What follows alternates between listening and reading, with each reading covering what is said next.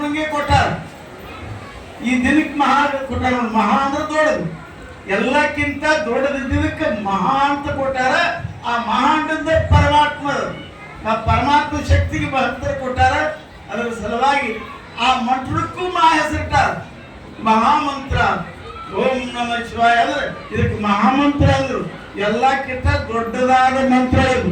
ಈ ಮಂತ್ರ ಜಪ ಮಾಡೋದ್ರಿಂದ ಪಾಪಗಳನ್ನು ಹರಿತಾವ, ಮರಣ ಸಹಿತ ದೂರ ಹೋಗ್ತಂತ. ಈ ಮಂತ್ರದಲ್ಲಿ ಎಷ್ಟು ಸಾಮರ್ಥ್ಯದ ಆರಾಧನೆ ಮಾಡಲ್ಲ ಯಾರು, ಸಮಯ ಇಲ್ಲ ನಿಮ್ಗೆ. ಮಂತ್ರ ಜಪ ಮಾಡಿದ ಸಮಯ. ನಮ್ಮ ಕೃಷಿತ ನೃತ್ಯ ಅವರು ಎಂತವ್ರು ನೋಡ್ರಿ, ಅವ್ರು ನೋಡಾರ. ಅವ್ರು ನಮ್ಮ ಪ್ರವಚನ ಕೇಳಿ ಸಂಸಾರ ಬಿಟ್ರು. ನಮ್ಮ ಪ್ರವಚನ ಕೇಳಿ ಅವ್ರು ಸಂಸಾರ ಬಿಟ್ಟಾರ. ನೀವೆಲ್ಲ ಪ್ರವಚನ ಕೇಳಿ ಮತ್ತೆ ದೊಡ್ಡ ವಯ ಮಾಡಿದ್ವಿ. ನಿಮ್ ಪ್ರಪಂಚ ದೊಡ್ಡವಾಗ್ಯಾವ. ಅವ್ರು ಯಾವ ದಿವಸ ನಾನು ಪ್ರವಚನ ಕೇಳಿ ನಾವೆಲ್ಲ ಮನೆ ಬಿಟ್ಟು ಅಂದ್ಬಿಟ್ಟಾರ. ಅದ್ರಿ ಒಳಗ ನಮ್ಮ ಪ್ರವಚನ ಇತ್ತ ಬಿಟ್ಟವ್ರು. ಇದು ಎಂಥ ವೈರಾಗ್ಯ, ಎಷ್ಟು ತ್ಯಾಗದವರಲ್ಲಿ. ನೀವು ಜನ ಬರ್ಬೇಕಾದ್ರೆ ಸುಂಬರ ಗಿರಕೆಲ್ಲಿ ಏನಾರ ಅಂದ್ರು ಅದು ಅವ್ರಿಗೆ ಉಸಿಲ್ದೆ ನಿಮ್ಗೆಲ್ಲ ಆಗಿರ್ತಾವ ಅಂತ ತಿಳ್ಕೊಂಡು ಬರ್ತಿರ್ತೀರಿ. ನೀವೆಲ್ಲ ಧನ್ಯರದಿರಿ. ಅವ್ರು ಧನ್ಯರು. ಬಹಳ ಮಂದಿ ನಮ್ಮ ಪ್ರವಚನ ಕೇಳಿದಾರ. ನಾವು 100 ವರ್ಷದ ಸನಿ ಬಂದಿವಿ ಅಂದ್ರೆ ಎಷ್ಟು ಮಂದಿ ಕೇಳಿರ್ಬೇಕು. ಆದ್ರೆ ಅವ್ರು ಬಿಟ್ಟಿಲ್ಲ. ಬಿಟ್ಟವ್ರು ಅವ್ರೊಬ್ಬರು ಮೇದರಿಗಾರ. ನಮಗಿಲ್ದೆ ಅವ್ರ ಕಾರ್ಯಕ್ರಮ ಏನು ಮಾಡಲ್ಲ.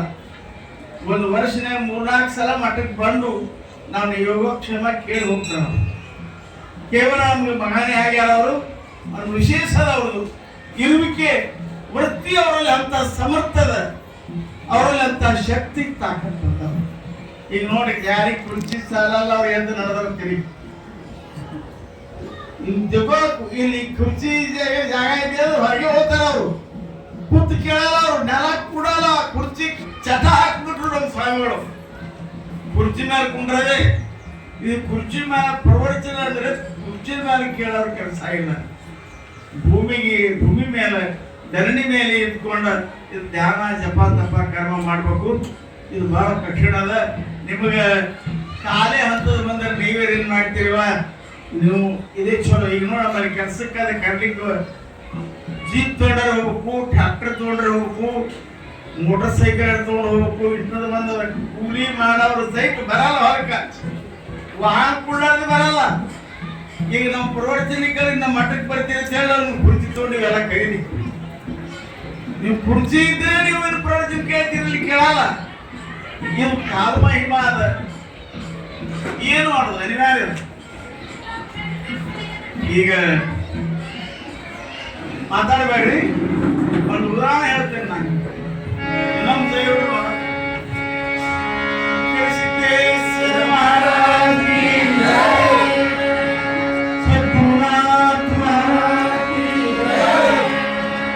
ಈ ವರ್ಷ ಎಲ್ಲ ಚಲೋ ಅದೇ, ಸುಖಕಾರ ಅದ. ಮತ್ತೆ ನೀವು ದನೀರಕ್ಕೆ ಸಣ್ಣಾಗ್ಯಾವ ನಿಮ್ಮೆಲ್ಲ ಸತ್ಯಂದ್ರ ಬಸವೇಶ್ವರ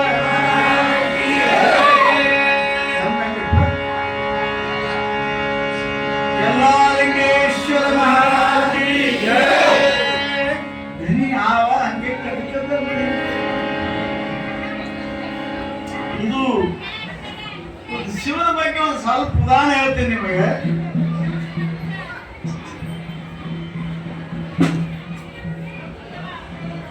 ನಲಿಗಿ ಹಚ್ಚಿ ಅಲ್ಲಿ ಏನು ನಂದಿಕೋಲ್ ಬರುತ್ತಾವ, ನಂದಿಕೋಲ್ ಹೊಂಟಾವ. ನಂದಿಕೋಲ್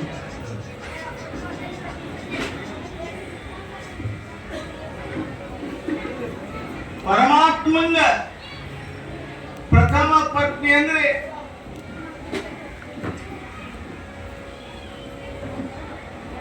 ಪಾರ್ವತಿ ಅಲ್ಲ,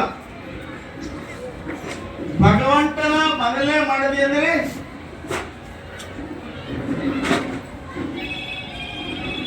ನೆನಪದ ಹೇಳ್ತೀರ. ಪ್ರಕಾಶ್ ಇಲ್ಲ ಕಾಯಂ ಕಾಡ್ತಾ ಕಡೆ ಇನ್ನ ಈಗ ಜನ ಹೊಂಟಾರ. ಈಗಿನ ನೋಡಿ, ಅವ್ರು ಬಂದ ನಿಮ್ ಕುರ್ಚಿಗಳು ಕೂತಾರ್ತೀರಿ ಉಂಡ್ರಲ್ಲ, ಅವ್ರು ಹಂಗೆ ನೋಡ್ತೀರಿ. ಹೋಗೋರಿ ಕುಸಂಗ ಹಿಂಗ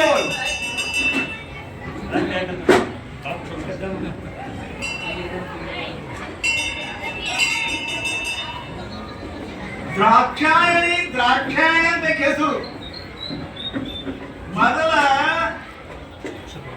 ಇವ ಏನಿಲ್ಲ, ದಕ್ಷ ಬ್ರಹ್ಮನಿಗೆ 100 ಜನ ಹೆಣ್ಮಕ್ಳು.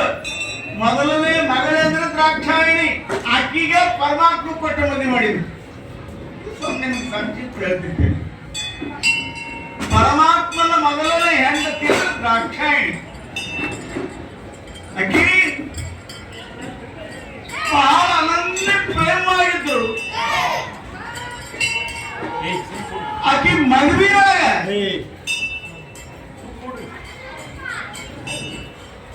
ಬಹಳ ಮಂಡಿ ಅಡ್ಡಿ. ಈ ಮನಸ್ಸು ಪರಮಾತ್ಮನಲ್ಲಿತ್ತು, ಆದ್ರೆ ಉಳಿದವ್ರ ಮನಸ್ಸಿದ್ದಿಲ್ಲ ಪರಮಾತ್ಮನಿಗೆ ದ್ರಾಕ್ಷಾಯಣಿ ಕೊಡ್ಬೇಕಂತ. ಇದು ಐತಿಹಾಸಿಕ ಹಿಂಗ್ ಬರ್ದಿದ್ದದ. ನೋಡ್ತಾರೆ, ಇವ ಬೂದಿ ಬಡ್ಕದಾನ, ಹೆಣದ ರಾಕ್ಷ ಆಗಿರ್ತಾನ, ಡೋಯಿ ಪೋಳ ಹಾಕೊಡ್ತಾನ. ಇವ ಎಲ್ಲ ಸ್ಮಶಾನವಾಗಿರು ಮನುಷ್ಯ. ಇವನಿಗೆ ಹ್ಯಾಂಗ್ ಕೊಡೋದು? ದಕ್ಷ ಬ್ರಹ್ಮನ ಮಗಳು. ದಕ್ಷ ಬ್ರಹ್ಮ ಅಂದ್ರೆ ಮಹಾರಾಜ. ಇಡೀ ನಡುತ್ತಿತ್ತು ಬ್ರಹ್ಮಾಂಡ. 100 ಹೆಣ್ಣು ಮಕ್ಕಳು ಪ್ರತಿಯೊಬ್ಬರಿಗೆ ಕೊಟ್ಟಿದ್ದ. ಅದನ್ನ ಯಾರು ಮತ ಇಲ್ಲದಿದ್ರು ಮದುವೆ ಆಯ್ತು. ಆಕಿ ದ್ರಾಕ್ಷಾಯಣಿ ಇಚ್ಛಾದ ಮೇಲೆ ಆಯ್ತು. ಒಂದು ನಿಮಗೆ ಸಂದರ್ಭ ಹೇಳ್ಬೇಕಂದ್ರೆ,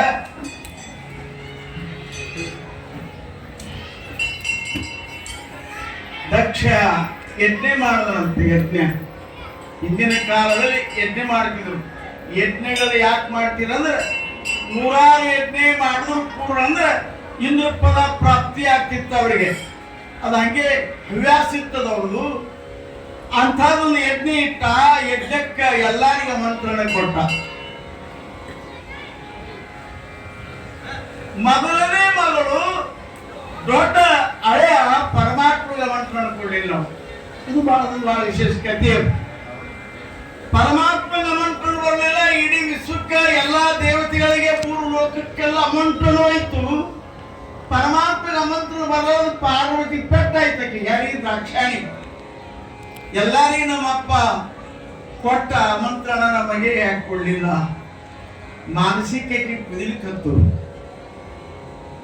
ಗಂಡು ನನ್ನ ನಮಸ್ಕಾರ ಮಾಡಿ ಕೇಳ್ತಾಳೆ, ಸ್ವಾಮಿ ನಮ್ಮಪ್ಪ ಸಿಟ್ಟಾಗೆ ನಿಮ್ಮ ಮೇಲೆ ಕಾರಣ ಇತ್ತು ಅಂದ. ಅದಕ್ಕೆ ಸಣ್ಣದು, ಬಹಳ ಗರ್ವಿಷ್ಠ ಮನುಷ್ಯ. ರಾವಣ ಏನಿದ್ರಲ್ಲ, ದುರ್ಯೋಧನ ಅಂತ ಸೊಕ್ಕಿನ ಮಂಡಿ ಇದ್ದಂಗ ಅವನು ಒಬ್ಬ ಸೊಕ್ಕಿನವ ಇದ್ದ. ದಕ್ಷ ಬ್ರಹ್ಮ ಅವ ಬಂದ ಕಾಲಕ್ಕೆ ಎಲ್ಲಾ ದೇವತೆಗಳು ಎದ್ದು ನಿಂತು ನಮಸ್ಕಾರ ಮಾಡ್ತಿದ್ರು. ಯಾರಿಗೆ? ಯಾರಿಗಪ್ಪ? ದಕ್ಷ ಬ್ರಹ್ಮ. ಎಲ್ಲಾರು ಎದ್ದು ದೇವತೆಗಳ ನಮಸ್ಕಾರ ಮಾಡಿದ್ರಂತ ಅಂದ ಕಾಲದಲ್ಲಿ ಪರಮಾತ್ಮ ಎದ್ದಿದ್ದಿಲ್ಲ. ಅದು ಖುಷಿಯಿಂದ ಎಲ್ಲಾರು ನನಗೆ ಎದ್ದು ನಮಸ್ಕಾರ ಮಾಡ್ತಾರೆ. ನಿನ್ನ ಗಂಡನೇ ನನಗೆ ನಮಸ್ಕಾರ ಅಂದಿಲ್ಲ, ಎದ್ದಿಲ್ಲ. ದುಷ್ಟನ ಹಾಗಾಗಿ ಬೈತಿದ್ದ ಯಾವತ್ತು ಮಗಳಿಗೆ. ಅವ್ರಿಗೆ ಆಮಂತ್ರಣ ಕೊಡಲಿಲ್ಲ. ಪ್ರಸಂಗ ಹಿಂಗಾಯ್ತು. ಎಲ್ಲಾರು ನೆರೆದು ಬಂದರು ಯಜ್ಞಕ್ಕೆ. ಶಿವಾನೇ ಬಂದಿಲ್ಲ. ಕೇಳಿಸ್ತು ಎಲ್ಲಾರಿಗೆ. ಯಜ್ಞ ದೇವತಾ ಅಂದ್ರೆ ಪರಮಾತ್ಮ ಇರ್ತಾನ. ಇವನೇ ಪರಮಾತ್ಮನೇ ಬಂದಿಲ್ಲ ಅಂದ್ರೆ ಯಜ್ಞಕ್ಕೆ ಆಹುತಿ ಇಲ್ಲ. ಮಾನಸಿಕ ಆಯ್ತು ಎಲ್ಲಾರಿಗೆ. ಇವನಿಗೂ ಮಾನಸಿಕ ಆಯ್ತು. ಯಾರಿಗೆ? ದ್ರಾಕ್ಷಾಯಣಿ. ಆಕೆ ಅಂತಾಳ, ನಮ್ಮಪ್ಪ ನನ್ನ ಕರೆದಿದ್ದು ಏನಾಯ್ತು, ನನ್ನ ತವ್ರ ಮನೆಯಲ್ಲಿ ನಾ ಸ್ವಲ್ಪ ನನಗೆ ಅಪ್ಪಣೆ ಕೊಡ್ರಿ, ನಾ ಹೋಗ್ತೀನಿ ಅಂದಾಕಿ. ದಕ್ಷ ಬ್ರಹ್ಮನ ಮನೆಗೆ ಹೋಗ್ತೀನಿ ಅಂದ್ರು. ಅವ ತಂದೆ ಅಂದ, ಆಮಂತ್ರಣ ಇಲ್ಲ ಅಂದ ಮೇಲೆ ನಾವು ಹೋಗಕ್ ಬರಲ್ಲ. ನೋಡು ಹೋಗ್ಬೇಡ ಅಂದ ಹೆಂಡತಿ. ನನ್ನ ತಂದೆ ನನ್ನ ತವ್ರ ಮನೆಯಲ್ಲ, ನನಗೇನದು ಹೋಗ್ಲಿಕ್ಕೆ ಕೈಲಿಲ್ಲ. ಇಲ್ಲ ನಾನೇ ಹೋಗ್ತೀನಿ ಅಂದ್ರು. ಹೋಗ್ಬೇಡ, ಅಪಮಾನ ಆಗ್ತದ ಅಂದ. ಯಾವತ್ತು ಮನುಷ್ಯ ಹೆಣ್ಮಕ್ಳಾದವ್ರು ಗಂಡದಲ್ಲಿ ಮಾತು ಕೇಳ್ಬೇಕಂತೇವ. ಕೇಳ್ತೀಯ? ದಾಕ್ಷಾಯಣಿ ಪರಮಾತ್ಮನ ಹೆಂಡತಿ ಇದ್ದವಳು ಮಾತು ಕೇಳಕ್ ತಯಾರಿಲ್ಲ. ನಾ ಹೋಗೇ ತೀರ್ತೀನಿ ಅಂದ್ರು ಹೋಗ್ಬೇಡ ಕೆಡಕದಂದ ಪರಮಾತ್ಮ. ಇದು ಆಚರಣೆ ಮಾಡ್ಕೊತ ಬಂದಾರ. ನಾ ವರ್ಷಕ್ಕೊಮ್ಮೆ ನಿಮ್ಗೆ ಹೇಳ್ತೀನಿ, ಇಷ್ಟು ಜನ ಹೆಣ್ಮಕ್ಳು ಬಂದಿರಿ, ನಾನೊಂದು ಮಾತು ಕೇಳ್ತೀರಲ್ಲ, ಚಪ್ಪಾಳೆ ಹೊಡ್ಕೊಂಡು ಚಪ್ಪಾಳೆ ಹೊಡ್ರಲ್ಲಿ. ಮುಂಜಾನೆ ಎದ್ದು ಜಳಕ ಮಾಡಿಕೊಂಡೆ ದೇವರಿಗೆ ಜಗಲಿಗೆ ನಮಸ್ಕಾರ ಮಾಡಿ ಬಂದು ಎಷ್ಟು ಜನ ನಿಮ್ಮ ಗಂಡಂದರ ಕಾಲು ಬಿಡ್ತೀರಿ? ಕೈ ನಾನು ಮಾಡೋಣ ಬಿಡ್ರಿ ಗಂಟಿ ಮನೆ ಬಿಡು ಹೊತ್ತಿರ ಯಾಕೆ ಇದ್ದೀರಿ? ಅಪ್ಪು ಕೈ ಮಾಡಿರೋಣ. ನಿಮ್ಮ ಹೆಂಡ್ರು ನಿಮಗೆ ನಮಸ್ಕಾರ ಮಾಡಲ್ಲ, ಸಂಸ್ಕಾರ ಇಲ್ಲ. ಯಾಕ ಯವ್ವ ಹಿಂದಿನವ್ರು ಹಿಂಗ್ ಮಾಡಿಲ್ಲ. ನೀವು ನನ್ನ ಮಾತು ಕೇಳಿದ್ರೆ ನಿಮ್ಮ ಗಂಡ ಕುಡುಕಿರ್ಲಿ, ಹೊಟ್ಟಿರ್ಲಿ, ದೃಷ್ಟಿರ್ಲಿ, ಏನಿರ್ಲಿ, ನೀನ್ ನಿತ್ಯ ಎದ್ದು ಮುಂಜಾನೆ ನಮಸ್ಕಾರ ಮಾಡಿದ್ರೆ ಅವ್ನು ಅರ್ಧ ಸಿಟ್ಟು ಹೋಗ್ತದ, ಮನುಷ್ಯ ಬದಲಾಗ್ತಾನವ. ಎಲ್ಲ ಚಟಾಬಿಡ್ತಾವ, ಸಿಟ್ಟು ಬಿಡ್ತಾವ. ಬಹಳ ಚಲೋ ನಮ್ ಜನ ಅದಾರ. ಇದು ನನ್ನ ಮಾತು ಪಾಲಿಸಿಲ್ಲ. ಒಡ ಪ್ರವಚನ ಕೇಳಿ ಹೋಗ್ಕಿಂತ ನಿತ್ಯ ಬೆಳಗ್ಗೆ ಎದ್ದು ಗಂಡನಿಗೆ ನಮಸ್ಕಾರ ಮಾಡಿ ಮುಂದಿನ ಕೆಲಸ ಮಾಡ್ತಿರ್ತೀವಿ. ನಮ್ಮ ಕೈ ಹೊಡೆದು ಕೈ ಮೆತ್ತಗೆ ಹೊಡ್ತಾರ ನೋಡಿ. ಹಿಂಗ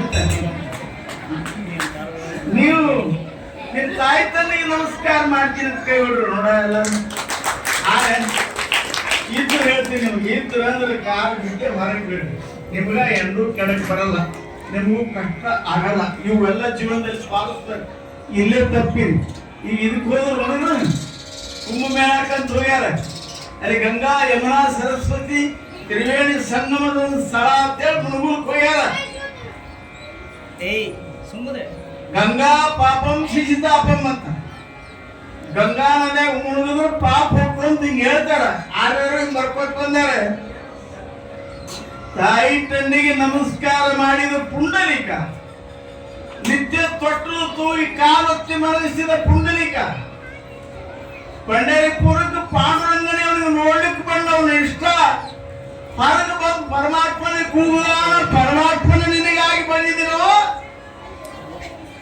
ಕದಾ ತೆಗಿ ಅಂದ್ರೆ ತಾಯಿ ತಂದೆಗೆ ತೊಟ್ಟಲು ತುಂಬಲಿಕ್ಕೆತ್ತೀರಿಯಪ್ಪ, ನಾ ಬರುತ್ತಾನ, ನೀ ಅಲ್ಲಿ ನಿಲ್ಲ ಒಂದು ಇಷ್ಟಾಗಿ ಕಲ್ತು ತಂದು ಹೊರಡ.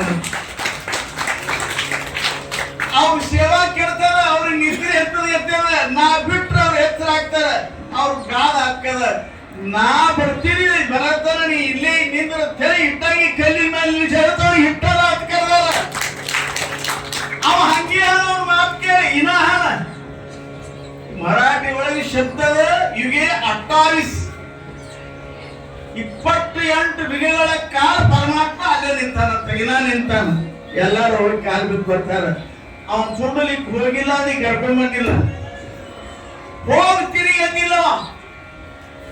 ಒಬ್ಬೊಬ್ಬರಲ್ಲಿ ಒಂದೊಂದು ಸಾಮರ್ಥ್ಯದ. ಇದು ಮೊದಲ ವಿಶ್ವದ ತಳಹದಿ ಪಾಯ. ನಿಮಗಿದು ತಾಯಿ ತಂದೆಗೆ ನಮಸ್ಕಾರ ಮಾಡೋದು, ಹೆಣ್ಣು ಮಕ್ಕಳು ಗಂಡಂದರಿಗೆ ನಮಸ್ಕಾರ ಮಾಡೋದು. ಗಂಡನ ಗುಣಗಳ ಎಣಸಾಗಲ್ಲ, ನೀವು ನಮಸ್ಕಾರ ಮಾಡೋದು. ಬದಲಾಗ್ತಾರೆ, ತಾಯಿ ಬದಲಾಗ್ತಾರೆ. ಇದನ್ನು ಪರಿಪಾಲಿಸ್ರಿ. ದ್ರಾಕ್ಷ ಎಣೆ ಹಣ್ಣು ಗಂಡನಿಗೆ ಸಾಕಾಗ್ಬಿಟ್ಟು ಪರಮಾತ್ಮಂಗ ನನಗೆ ಹೋಗಿ ತಪ್ಪಡಿ ಕೊಡ್ರಿ, ನಾ ನಿಮ್ ಬೇಡ್ಕೊಂತೀನಿ ಒಂದ್ಸಲ, ನಾ ತಾವು ಮನೆ ನಮ್ಮ ಅಪ್ಪ ಮಾಡು ಯಜ್ಞ ನೋಡ್ತೀನಿ ಅಂತಂದರು. ಪರಮಾತ್ಮ ಅಂದ, ನಿನ್ನಿಷ್ಟ, ನಾ ನಿನಗೆ ಹೋಗ್ಬೇಡ ಅಂತೀನಿ. ನಿನಗೆ ಅಪಮಾನದ ಹೊರತಾಗ ಅಲ್ಲಿ ಏನು ಸಿಗಲ್ಲ. ನಿಮ್ಮ ಅಪ್ಪ ದೂರ್ತದ, ಹುಮ್ಮಲ್ಲ, ಅವ ಹೆಣ್ಣು ಕರ್ಕೊಳ್ಳಲ್ಲ, ಬಾನಲ್ಲ, ನೀ ಯಾಕೆ ಹೋಗ್ತಿ ಅಂತಂದ್ರು. ಕೇಳಿಲ್ಲ ಹೆಣ್ಮಗಳು. ಗಂಡಗೆ ನಮಸ್ಕಾರ ಮಾಡುವಾಗ ಅಂತ ಸ್ವಾಮಿ,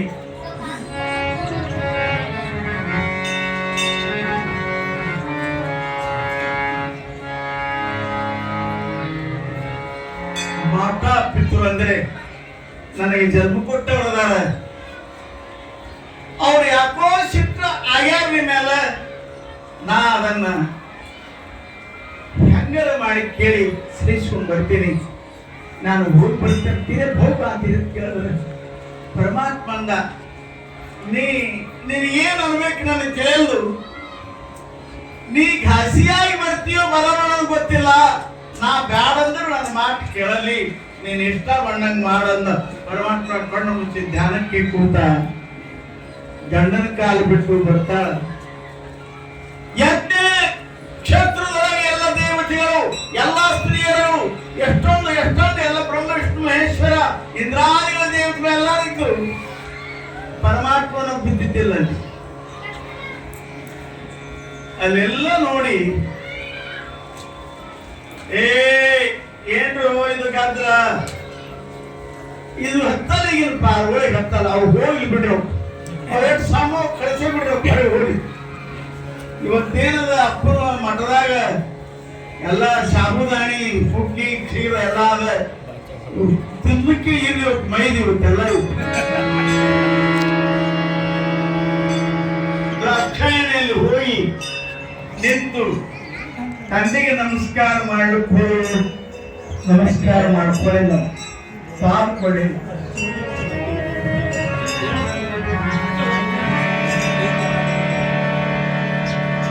ತಾಯಿಗೆ ಹೋಗಿ ನಮಸ್ಕಾರ ಮಾಡೋರು, ತಾಯಿ ಬಾರವ ಅಂದರು.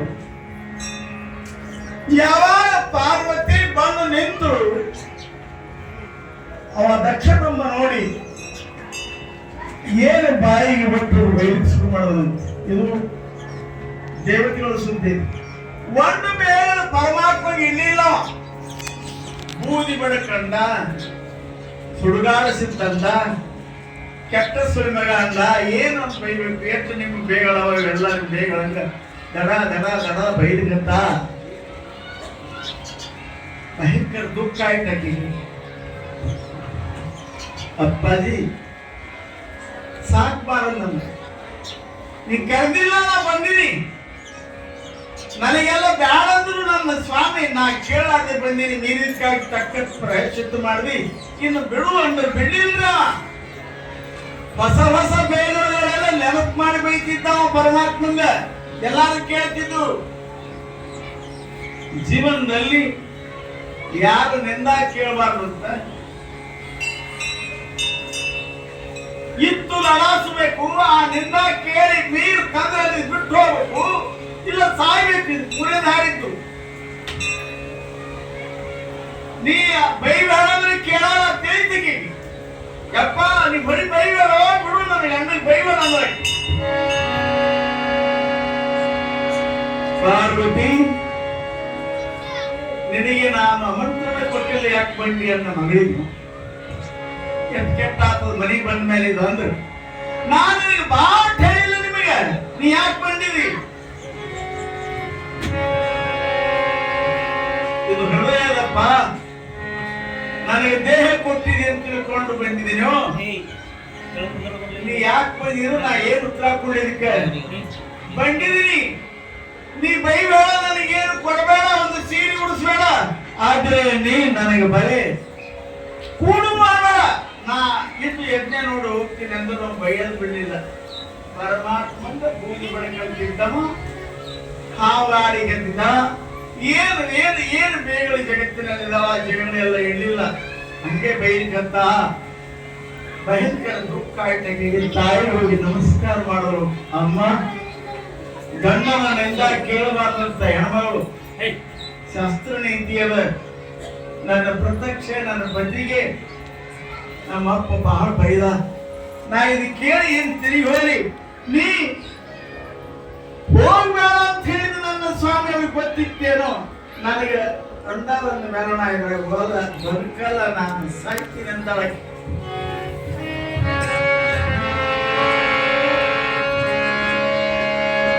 ತಾಯಿಗೆ ನಮಸ್ಕಾರ ಮಾಡ್ತಾಳ, ಹೊರಗೆ ಬರ್ತಾಳ. ವಿಷ್ಣು ಪರಮಾತ್ಮ ಮೊದಲುಗೊಂಡು ಎಲ್ಲರಿದ್ರು, ಎಲ್ಲರಿಗೆ ಕೈ ಮುಗಿದು ಅಗ್ನಿ ಕುಂಡು ಉರಿತಿತ್ತು. ಇದಕ್ಕೆ ಮತ್ತೊಂದು ಈ ಮುಖ ನನ್ನ ಗಂಡ ಒಯ್ದು ತೋರಿಸಲ್ಲ, ಅವ್ರಿಗೆ ಮೀರಿ ಬಂದಿದ್ದಕ್ಕೆ ನನಗೆ ಪ್ರಾಯಶ್ಚಿತ್ತ ಆಗ್ಯದ. ಗಂಡನ ಮಾತನ್ನ ಮೀರಿದವರಿಗೆ ಇದೇ ಶಿಕ್ಷೆ ಅಂದ್ರು. ಯಜ್ಞದೊಳಗೆ ಹಾರ್ಬಿಟ್ರು ಅಂತ ಪಾರ್ವತಿ ಅಗ್ನಿಯಾಗ ಹಾರ್ಬಿಟ್ರು.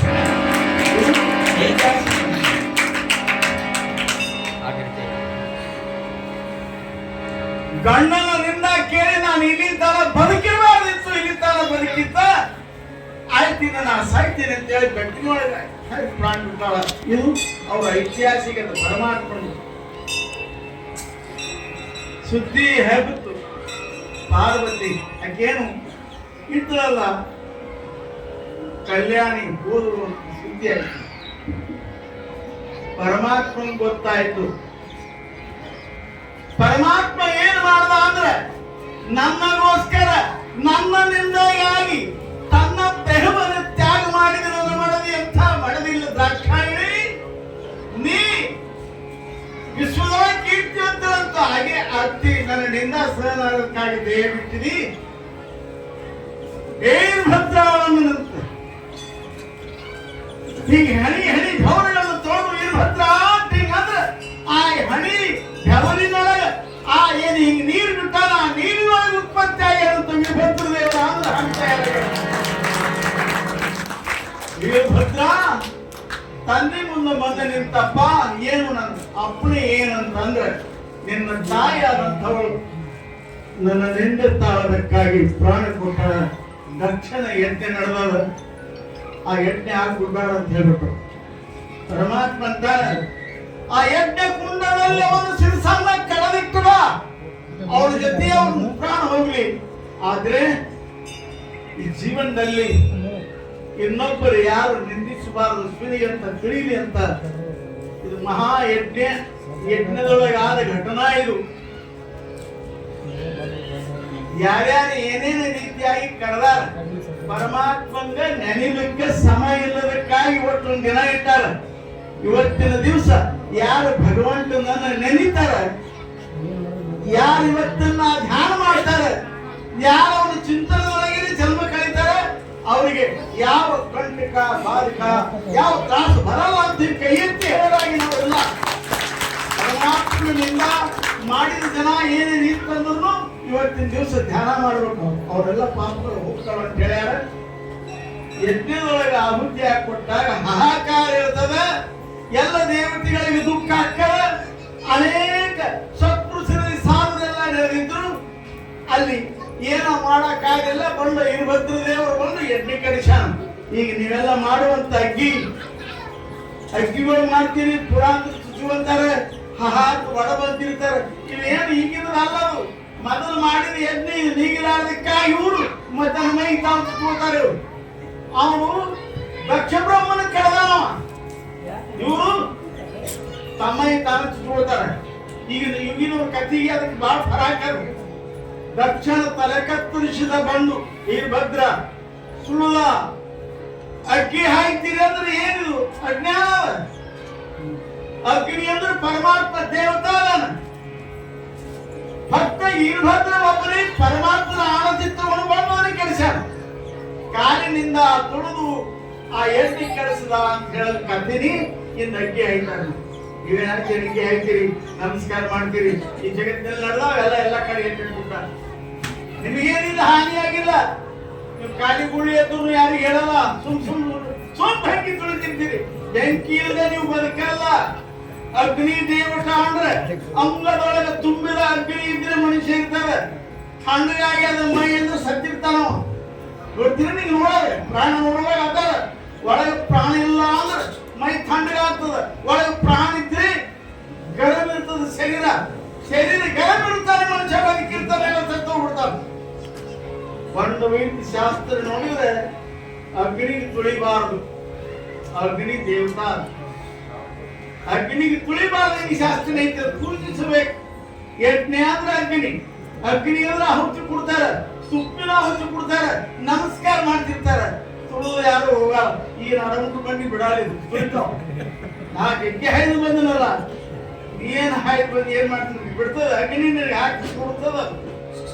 ಅಗ್ನಿ ತುಳಿಯೋದಿರಲ್ಲ. ಅಗ್ನಿಗೆ ನಮಸ್ಕಾರ ಮಾಡ. ಅಗ್ನಿ ನಾರಾಯಣ ಅಂತ ಕರೆದಾಗ ಅದ್ರ ಸಲುವಾಗಿ ಅದು ಪೂಜ್ಯಕ್ಕೆ ಯೋಗ್ಯದ. ಹೀಗೆ ಬಹಳ ಜನಗಳ ನಮ್ಮಲ್ಲಿ ತಪ್ಪು ನಡೆದಿರ್ತಾರೆ. ಮುಂದೆ ಆ ಯಜ್ಞ ಕುಂಡಕ್ಕೆ ಪೊಲೀಸ್ ಎಲ್ಲ ಚುಕುಡಿ ಮಾಡಿ ಮಂಡಿಗೆಲ್ಲ ಸೈನ್ಯ ಕೊಡೋದು. ಎಷ್ಟು ಜನ ಯಜ್ಞಕ್ಕೆ ಬಂದಿದ್ರು ಅವನ ಅನಿವಾರ್ಯರಿಗೆಲ್ಲ ಹೊಡೆದು ಬಿಟ್ರು ದೇವತಾ ಶಕ್ತಿಯಿಂದ. ವೀರಭದ್ರದೇವರ ಮುಂದೆ ಪಾರ್ವತಿ ಪ್ರಾಣ ಬಿಟ್ಟಿದ್ದ ಆ ಎಟ್ಟಿ ಕುಂಡದಲ್ಲಿ ದಕ್ಷ ಬ್ರಹ್ಮನ ಶಿರಸನ್ನ ಒಳಗಾಕಿ ಸುಟ್ಟು ಬಿಟ್ರು. ದಕ್ಷನ ಹೆಂಡತಿ ಬಹಳ ನಿಷ್ಠಾಪರಗಳು ಪರಮಾತ್ಮನ ಮೇಲೆ ತನ್ನ ಇಚ್ಛೆ ಪ್ರಕಾರವಾಗಿ ಮಗನ ಕೊಟ್ಟಿದ್ರು. ಪರಮಾತ್ಮನ ಪಾದದಲ್ಲಿ ಬಿಡ್ತಾರಪ್ಪ, ನೀ ನನಗೆ ಹಳೆಯದಾಗಬೇಕಂತ ನಾ ಬಹಳ ಕಾಲ ತಪಸ್ಸು ಮಾಡಿದ್ದೆ. ಮೊದಲನೇ ಮಗಳ ನಿನಗೆ ಅರ್ಪಿತ ಅಂತ ತಿಳ್ಕೊಂಡು ನಿನ್ನ ಪದಕ ನನಗೆ ಒಪ್ಪಿಸಿದ್ದೆ. ನಿನ್ನ ನಿಂದೆಗಾಗಿ ನನ್ನ ಗಂಡನ ಛಲಕ್ಕಾಗಿ ಪ್ರಾಣ ಕೊಟ್ಟಾಳ. ನನ್ನ ಗಂಡನ ಪ್ರಾಣ ನನ್ನ ಕೊಡುವಂಗಡಿ ಅನುಗ್ರಹ ಮಾಡಂತ ಹೇಳಿ ಬೇಡ್ಕೊಂತಿದ್ದಾಳ. ನನ್ನ ಗಂಡ ನನ್ನ ಮರಳಿಬೇಕಂತ ಪರಮಾತ್ಮ ಭಗವತ್ ಪಾದಕ್ಕೆ ಬಿದ್ದಾಗ ನಿನಗೆ ಸಿಗಲ್ಲ ಅನ್ನ ಅದು ಯಾವ ನಾಲಿಗೆಯಿಂದ ಹೊರಸು ನುಡಿದಾನ. ನಿನ್ನ ಪತಿ ಯಾವ ನಾಲಿಗೆಯಿಂದ ನಿಂದ ಮಾಡ್ಯಾನ. ಆ ಮಸ್ತಕ ಯೋಗ್ಯ ಇಲ್ಲ ಅಂತ ಮಾಡ್ಯಾರ. ಮತ್ತೊಂದು ಮಸ್ತಕ ತಂದೆ ನನ್ನ ಗಂಡನಿಗೆ ಹಚ್ಚಿ ನನಗೆ ಜೀವ ಹಾಕುವುದಿಲ್ಲ ಅಂತ ಪರಮಾತ್ಮ ಒಂದು ಹವಳುವ ಹೋಗುವ ಠಗರನ್ನ ಕಳತಂದು ತಲೆ ಹೆಚ್ಚಾಣ. ಠಗರಿನ ತೆರೆಯಲು ದಕ್ಷ ಬ್ರಹ್ಮನ ಠಗರಿನ ತೆರೆಯಲು ಆ ತಲೆಯನ್ನು ಹಚ್ಚಿ ಮಾತು ಬರದಂಗ ಮಾಡಿ ಅಂದಿನಿಂದ ಭಗವಂತನ ಯಾರು ನಿಂದ ಮಾಡ್ಯಾರ ಅವರೀ ಜನ್ಮದಲ್ಲಿ ಮೂಕರಾಗ್ಯಾರ ಶಾಸ್ತ್ರ ಹೇಳ್ತಾರೆ. ದಕ್ಷ ಬ್ರಹ್ಮ ನಿಂದ ಮಾಡಿದ ತಿಳ್ಕೊಂಡು ಅವನ ತಲೆ ನಷ್ಟ ಆಗಿ ಠಗರಿನ ತೆರೆ ಬಂದದ. ಬರೀ ಒದರ್ತದ ಠಗರ, ಮಾತು ಬರಲ್ಲ, ಶಬ್ದ ಬರಲ್ಲ. ಇವೆಲ್ಲ ಐತಿಹಾಸಿಕವ. ಇವತ್ತಿನ ದಿನ ಪರಮಾತ್ಮನ ನಿಂದ ಮಾಡೋ ದಿನ ಅಲ್ಲಿದು. ಪರಮಾತ್ಮನ ಸ್ತುತಿ ಮಾಡೋದು, ಪರಮಾತ್ಮನ ಧ್ಯಾನ ಮಾಡುವಂತ ಪವಿತ್ರ ದಿನ ನಿಮಗೆ ಯಾವಾಗಲೂ ಆಗಲಿಲ್ಲ ಅಂದ್ರೆ ಒಂದು ದಿನ ಈ ಮಹಾಶಿವರಾತ್ರಿ ಮಹಾಶಿವಯೋಗ ದಿವಸರೇ ಧ್ಯಾನ ಮಾಡ್ತೀರಿ ಅಂತ ಎಲ್ಲರೂ ಚಪ್ಪಾಳೆ ಹುಡುಗರೆಲ್ಲ ಚಪ್ಪಾಳೆ ಶಿವರಾತ್ರಿ ಪರಿಪಾಲನೆ ಮಾಡ್ರಿ. ದಿನಾಲೂ ಉಣಾಗ ಬಂದ ಹತ್ತದ. ಇವತ್ತು ಒಂದಿನ ಊಟ ಬಿಡ್ರಿ. ಉಪವಾಸ ಇದ್ರೆ ಮನಸ್ಸು ನಿಲ್ತದಂತದ್ದು. ಉಪವಾಸ ಯಾಕೆ ಮಾಡೋದು? ಉಪ ಅಂದ್ರೆ ಶಾಸ್ತ್ರ ದೃಷ್ಟಿಯಿಂದ ಸಮೀಪ, ವಾಸ ಅಂದ್ರೆ ಇರುವುದು. ತನ್ನ ಸಮೀಪ ತನ್ನ ಮನಸ್ಸು ಇರ್ಬೇಕು ಅಂದ್ರೆ ಆಹಾರ ಬಿಡ್ಬೇಕಂತ. ಅಶಕ್ತ ಆಯ್ತು ಮನಗಳ ಎಲ್ಲ ದೇಹ ಅಶಕ್ತ ಆಯ್ತು ಒಂದೇ ಜಾಗ ಇರ್ತದೆ. ಇಲ್ಲ ಹೊಟ್ಟೆ ಏನ್ರ ಹಾಕಿದ್ರಲ್ಲ ಇಲ್ಲಿ ಚಲಿಸ್ತದ ಮನಸ್ಸ, ಹೊರಗೆ ನೋಡ್ಲಿಕ್ಕೆ ನೋಡ್ತದ, ಹೊರಗೆ ಹಾಯ್ತಿರ್ತದ. ಈಗ ನೋಡ್ರಿ ಹೊಟ್ಟೆ ಏನೂ ಇಲ್ಲ ಅಂದ್ರೆ ಹಿಂಡ್ಕೊಂಡಿರ್ತಾವ ನೋಡ್ರಿ. ಉಪವಾಸ ಮಾಡಿದ ಮುಂದೆ ನೋಡ್ರಿ ಯಾಕೆ ಹಿಂಗೆ ಕೂತಿದ್ದಾಳೆ ಮಗಳ ಉಪವಾಸ ಇಲ್ಲ. ಉಪವಾಸ ಅನ್ನ ಇಲ್ಲ. ಇವತ್ತು ಮಂಗಳ ಅಲ್ಲ, ಹೆಣ್ಮಕ್ಳು ಮಾತಾಡ್ತಾವ ಮಂಗಳಾರದ ಉಪವಾಸ ಮಾಡ್ತಾವ ಹೆಣ್ಮಕ್ಳು. ಮಾಡಿದವರು ಹೊಟ್ಟೆ ಬಿಟ್ರೆ ಇದು ಹಿಂಗ್ ಚಲಿಸ್ತದ ಅಂತ ಹೇಳಿ ಇವತ್ತು ನೀವು ಹೊಟ್ಟೆ ಹಾಕ್ಬಾರ್ದು.